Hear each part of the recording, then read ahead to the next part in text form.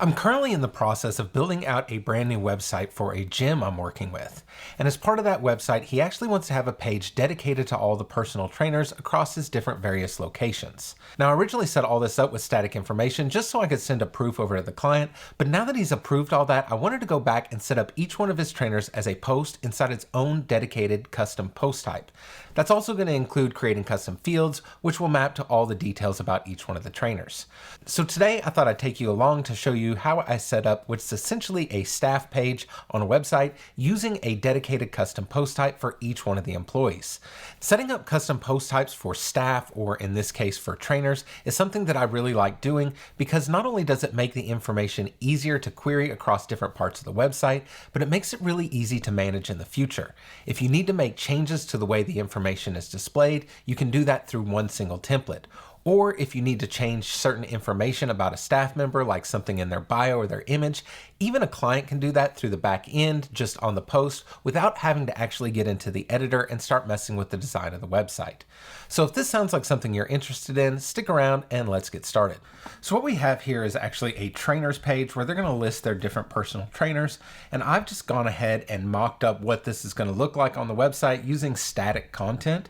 But now that the client has approved that, I want to go back through and make this more dynamic by using a custom post type for trainers and then pulling in some custom fields so I can actually display this inside of a loop on the web page. Not only does this give me the advantage here of being able to create one design for that loop item and have it repeat it so I make sure that all of them are consistent, but it also means that in the future I may be able to take these different trainers and post them in different places across the site. For instance, maybe on their locations page, they might want to show the list of trainers that work at this location. So by setting this up as a custom post type, I can actually use this information to inject it dynamically into different places of the website. So let's go ahead and go back to our trainer page and let's take inventory of what we're going to need. Obviously, we're going to need a trainer's custom post type, and then within that, we're going to need some fields. We'll go ahead and use the default title field as the trainer's name, which I think will work fine. We could use the featured image as the trainer's image, but I don't really like to do that. I'd rather set up a custom field for their image just because it's going to show up in the actual editor area and not over in the sidebar. And then lastly, we'll need their biography information, which again, we can do with a custom field rather than just the generic editor content. So now that we know this is a pretty simple setup, we probably don't even have to keep this open, but what I'll typically do is go ahead and open the dashboard in another tab here so that I can always reference this if I need to. Now I already have ACF Pro installed because I've set up some other custom post types, but if you don't have it, you can always go search for the free version. I don't think anything we're doing inside this demo requires the paid version. From here, we're going to hover over ACF and go to post types, and we're going to click add new. Here we'll call this trainers for the plural label. We'll call it trainer for the singular label. And for the post type key, I'm going to change this to trainers, although I don't think it's really going to matter. We're actually going to go in here into the advanced configuration and we're going to make some changes here. Like I said, we're going to use a custom field for the image so I can get rid of the featured image. And we're actually going to use a custom field for the bio so we can get rid of the editor as well. That way we just have less clutter inside the interface. So with that in place, we'll just go up here and hit save changes. And we can see over on the left, we now have our trainer's custom post type. So let's go ahead and create our group of fields for that. Here, I'm going to go to field groups. I'm going to click add new. I like to just match this up with the name of the custom post type so it's easy to figure out which group of fields go with which. Now, like I said, we are going to use the title of the post for the employee's name. Now we just need their bio and their photo. So here for this first field type, I'm going to go ahead and change this to a WYSIWYG editor, just in case we want to use some bold and italics or underline or things like that inside their bio. And I'm going to call this trainer bio. Trainer bio is fine for the field name, and we can go ahead and hit add new field. Now I want to bring in their image. So we'll go in here to image. And for the field label, we'll go to trainer image. Now you can see I'm being explicit and using trainer here. Oftentimes I'm using multiple custom post types. And if I just put image, that's going to give us a field name of image, which can cause some confusion down the line when we're connecting that dynamic data. And really what I'm wanting to bring in here is specifically the trainer image. All right, so with those two things added, we can scroll down here to our settings and we'll show this field group if the post type is equal to trainer. With that set, we can go ahead and hit Save Changes, and we can go over here and take a look at our trainers area. We'll hit Add New Trainer, and we can see we have our title, the bio, and the trainer image. So let's go ahead and fill in this information for our two trainers we already have set up. The first one is Chris Ruby. We'll copy that name and paste it in here. Right now I am working with just lorem ipsum for their bio as I wait for the client to give me that information. So we'll go ahead and just paste that in there. And for the image, I'll go through here and find Chris's image. With that done, we'll go ahead and hit Publish. We'll go ahead and add our other trainer. So here we'll click Add New Trainer. We'll scroll down and grab Brent's name. Again, we have just a lorem ipsum bio. Go ahead and copy that and paste it in. And we'll grab his image from here and press Select. Go ahead and hit Publish. And now we have both of our trainers set up. If we go back here to the All Trainers area, we can see we have both Brent and Chris. So let's go ahead and connect all this dynamic data here and put this inside of a query loop on the trainers page. Here on the trainers page, I'll just go ahead and hit Edit Page. And I'm going to leave this content here so we can kind of copy and paste some things. But let me go ahead and open up this list view so we can see what we're working with.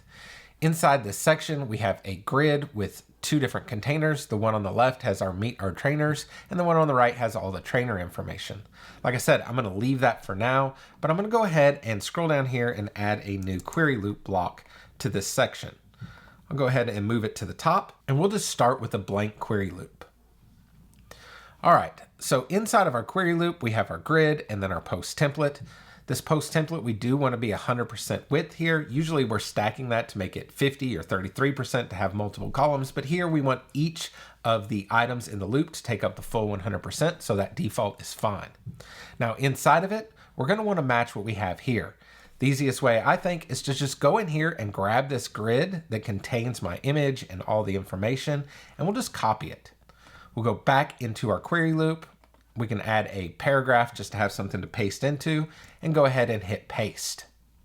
Now I want to make sure I grab the style of this container here. So I'm going to go back here to this container, and I'm going to click the copy styles button, and we can go to our post template and we can paste those styles. So now we have everything matching.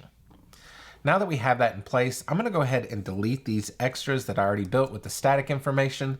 That way they're not getting in our way. All right, next what we need to do is connect all of our dynamic data.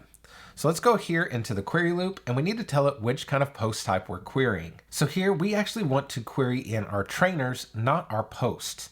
So we'll go ahead and change that. You can see now it's bringing in 2 copies because we have 2 copies, although it's not bringing in any of the dynamic information because we haven't connected all that yet. So let's go ahead and do that next.